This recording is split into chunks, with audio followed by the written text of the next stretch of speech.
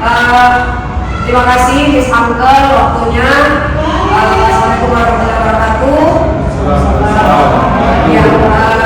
Sebagai bagian dari rencana lanjut yang telah saya pelajari sebelumnya di PKG PJOK, hari ini saya akan mencoba mempresentasikan apa yang telah saya programkan. Jadi sebenarnya program ini dibuat untuk dilaksanakan di semester depan.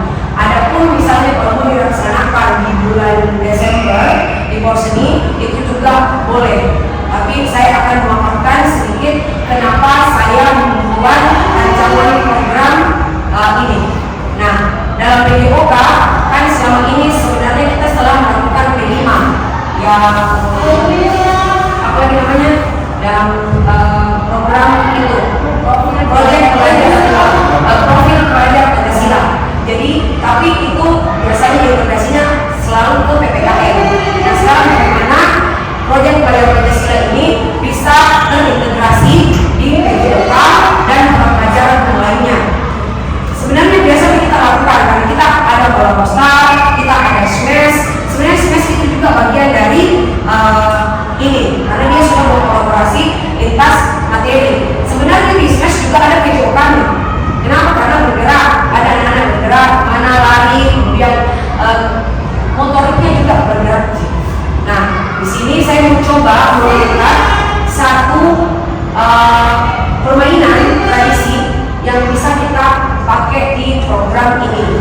Ini juga bisa menyambut P5 karena kita juga bisa lintas sama pelajaran. Ada seni dan budaya, kemudian di sini juga ada nilai kejujurannya, berarti ada juga agamanya. Jadi beberapa mata pelajaran juga terkait di sini.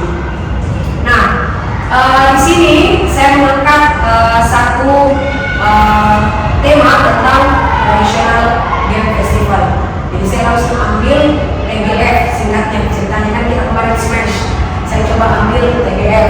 Katanya itu Thanks God is Friday. Di sini saya mengambil Traditional Game Festival. Kita lanjut ya, misalkan.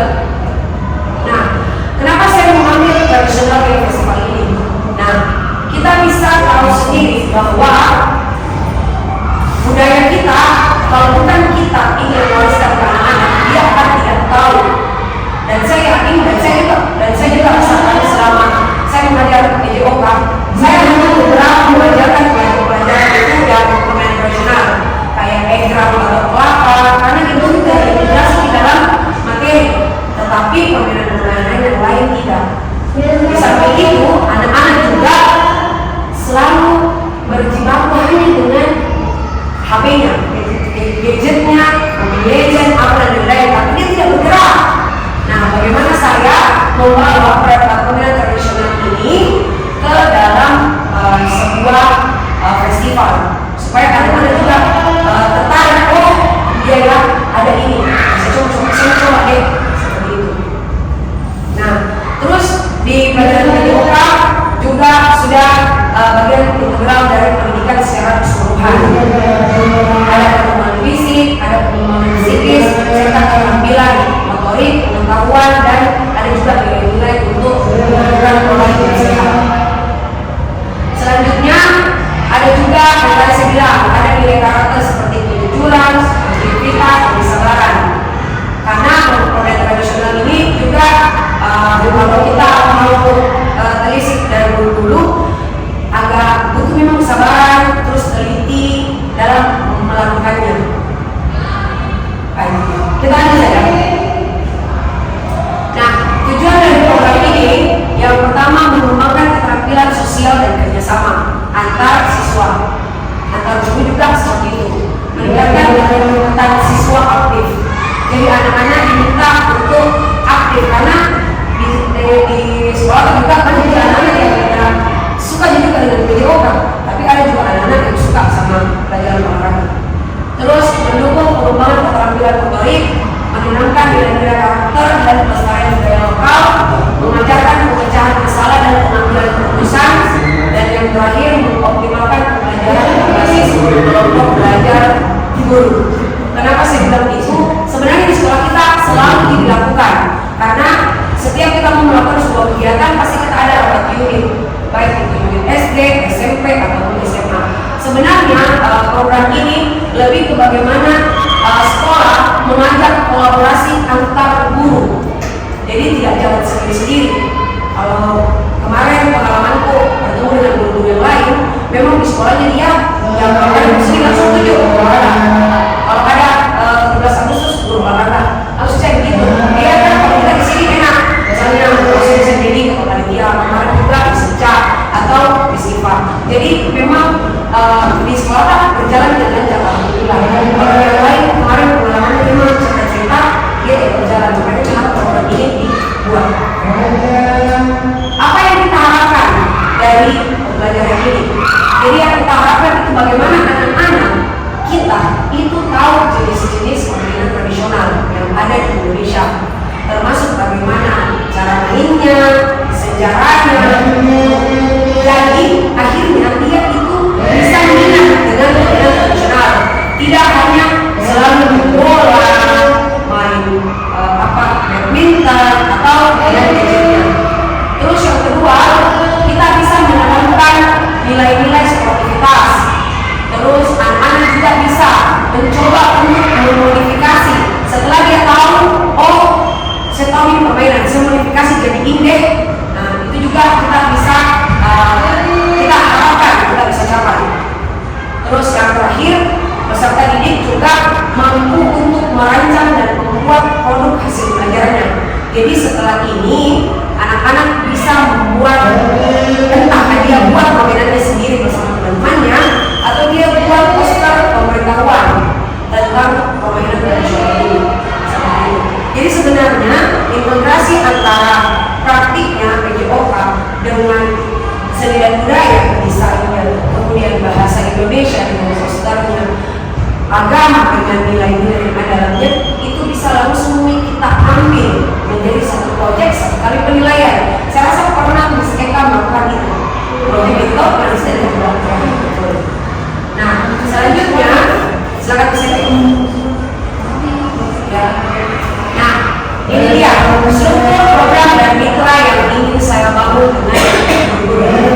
Yang pertama, ini merupakan program co-kurikuler yang menjadi upaya untuk mendalami dan mengayomi berbagai pelajaran yang dapat dilalui melalui kegiatan permainan tradisional. Nah, di sini saya bagi sesuai dengan karakteristik siswa. Jadi karena siswanya kita dibuat dan itu agak sulit kalau misalnya mengerti permainan yang punya skill ya. Jadi saya hanya menaruh permainan tradisional dendek, kalau di Makassar hanya dendek, kemudian ada coklat ya, dari batu yang dipindahkan. Kita juga bisa modifikasi alatnya, tidak perlu beli. Kalau bagus, kalau bagus beli. Kalau kita modifikasi, kita tinggal bikin lingkaran-lingkaran, kemudian ambil garis ringkil, atau misalnya kita buat apa lagi, kita bisa modifikasi misalnya di Fitri dan Pivot lompatan merdeka menjadi modal lulus merdeka. Jadi dari kaki, lutut, pinggang, dada, saya yakin anak sekarang hanya tahu lompatan begini. Tapi tali merdeka jangan tahu. Iya betul. Pivot itu Fitri dan Pivot permainan bom. Jadi tetap semua ini dua-dua dimainkan. Kalau bom kita bisa. Benteng. Jadi masing-masing menjaga strateginya, bagaimana kecepatan larinya, meninggal, taktiknya, ada semua di situ. Dan yang terakhir ini yang paling tinggi memang kita kesulitannya, permainan kotak soda atau asing, yang kotak-kotak itu, dan permainan berboy yang gebo. Tapi ada yang khusus kan, atau kita pakai puzzle. Ini gebo-gebonya saya modifikasi di sini. Kenapa saya modifikasi? Bolanya kita tidak pakai nih bola yang plastik, tapi bola basket ada yang sedang itu biar badannya anak-anak tidak sakit. Karena kalau kita pulang itu biru-biru dulu, atau kalau di mata, misalkan di mata jatuh itu bola plastik di bawah, dikasih geri tapi tidak hilang itu. Ini kok tak tempel di sini. Kalau baju tak warna putih, aku pulang di rumah, apa lagi? Nah itu saya mau mengembalikan jiwa-jiwa rasa-rasa itu ke ya, dan bagaimana anak-anak bisa rasa keseruannya kita di zaman ini. Rencananya ya, saya akan buat diri bulan April 2024 menyesuaikan dengan bulan 2024 ya, ataukah mungkin memulihkan ya, astagfirullah 2025 nih, 2025 saya baru benar dan tidak apa-apa sih.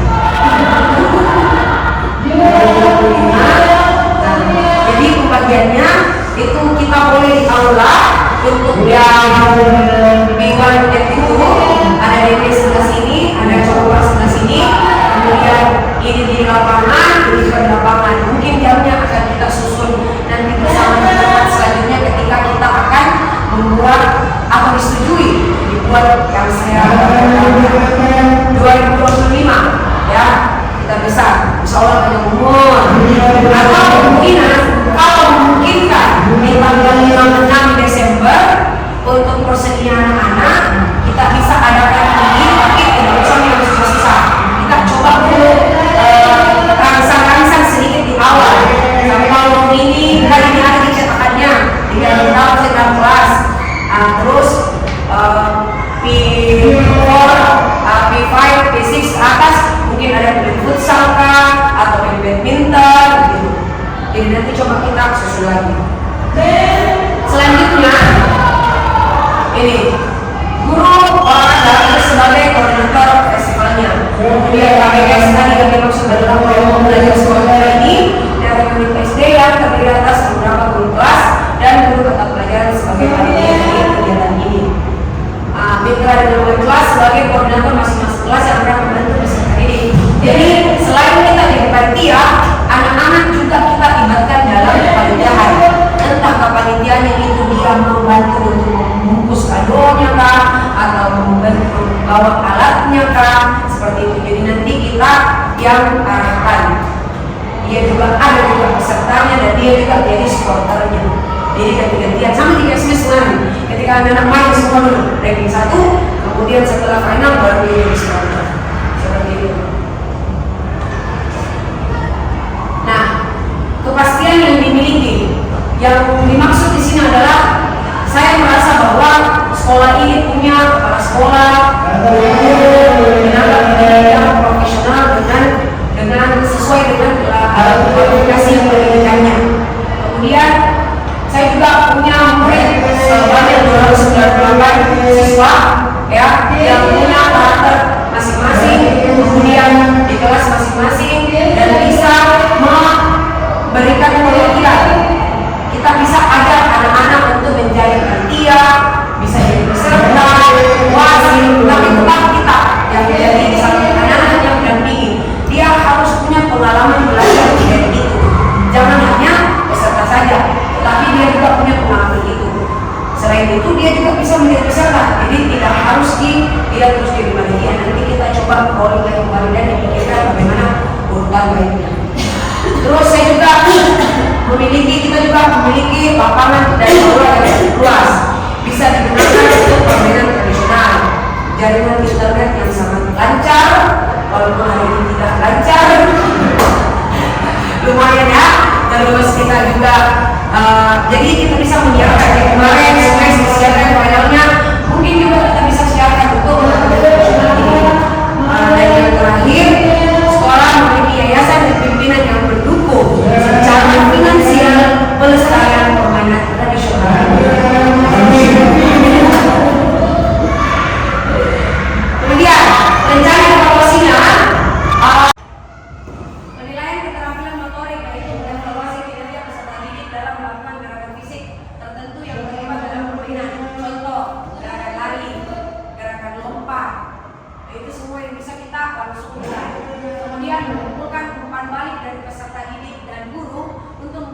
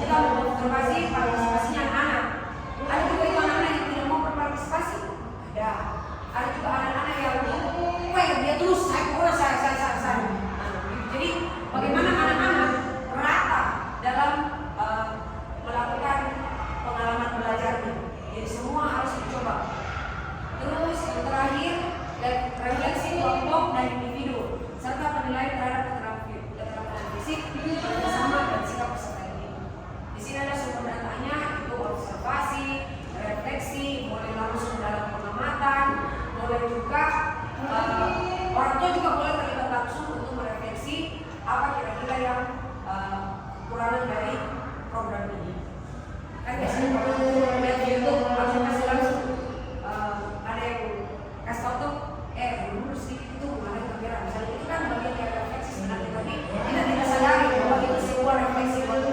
Selama ini kita selalu bilang refleksi itu kaku sekali, ditulis lagi, apalah tidak sih. Refleksi itu bagian dari refleksi. Contoh misalnya kemarin yang waktu smash, dia lihat di YouTube ada tunggu atau apa untuk kamera itu kan refleksi langsung. Jadi pengamatan saat kegiatan berlangsung dan langsung direfleksikan supaya tidak terjadi lagi. Selanjutnya pengumpulan data. Jadi kenapa kita lakukan pengumpulan data? Itu tadi supaya kita tahu, oh ini program bisa digabungkan lagi, atau ini program sudah bisa di sini, atau kita bikinnya 2 tahun sekali, atau kita bikinnya 3 tahun sekali. Nah ini nih dari kita wawancara anak-anak, apa anak, Miss lagi. Nah berarti bagus ini, antusias ya anak-anak. Sama kayak di HSK, berulang kali anak-anak datang, sudah kapan dari HSK kayak gitu. Iya dari HSK pakai dari kan, tapi gurunya juga belum bekerja. Agak murid yang baru siap pekerjaan. Terus kita juga bisa kayak survei dan biasa kita kirimkan link Google Form ke orang tua untuk diisi supaya kita tahu oh orang tua isi begini refleksinya begini. Jadi kita bisa ya saran dan buktinya kita bisa baca. Ya, dan terakhir ini dia refleksi tertulis dari peserta ini kita tahu pengalaman belajar mereka.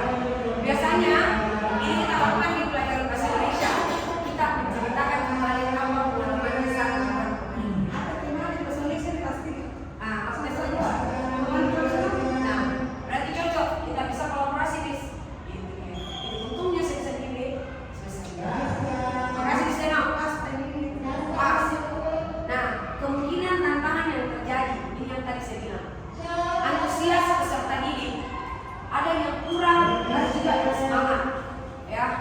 Terus baik itu saat kita membuat dari proses pembuatannya ataupun saat kita melakukan program ini.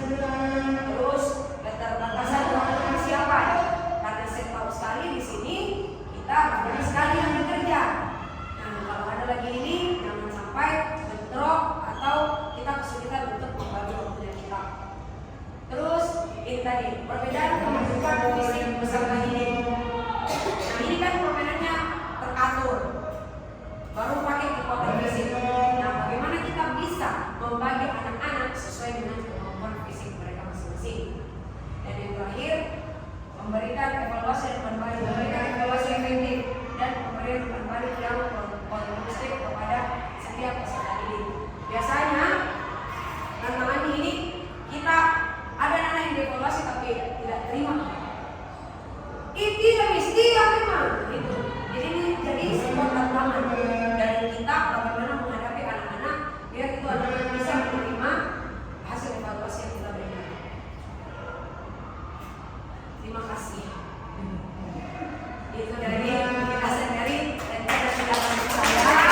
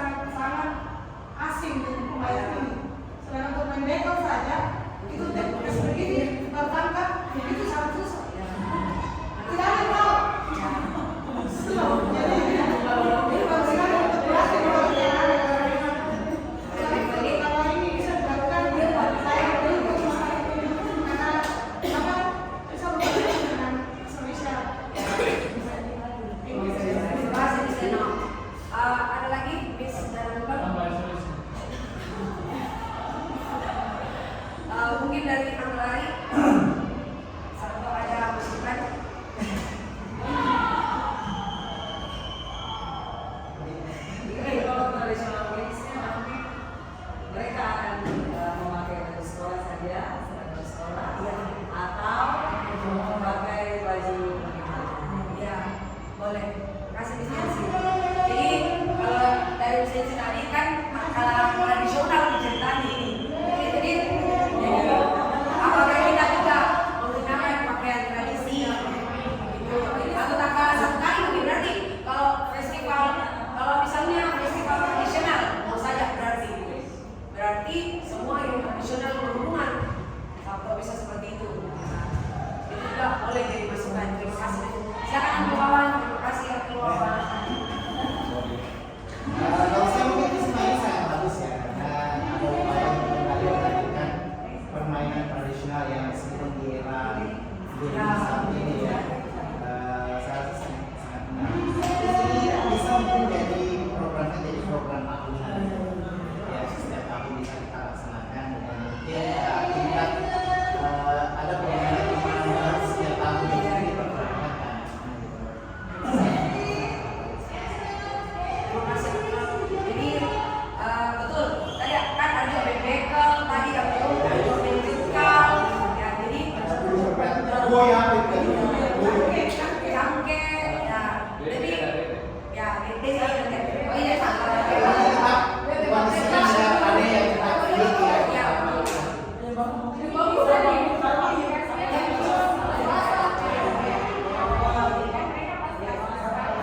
oh iya betul bisa. Jadi nanti kemungkinan ketika kita akan melaksanakan ini memang tadi saya bilang ada tahap evaluasi awal, kita memberikan dulu contoh permainan ke anak-anak. Jadi sebenarnya di sini ada target misalkan setelah kita kasih video lihat anak-anak, oh dia sudah lihat videonya. Kemudian kita semua guru-guru akan bermain supaya anak-anak lihat. Ya, kita yang lakukan, terus anak-anak lihat oh seperti ini. Jadi nanti juga akan membikinkan aturan-aturan lainnya biar Miss Abdul langsung saja share anak-anaknya tahu cara bermain ini. Terima kasih Miss Ica. Kalau mereka saya coba itu pinggang saja nggak bisa karena dia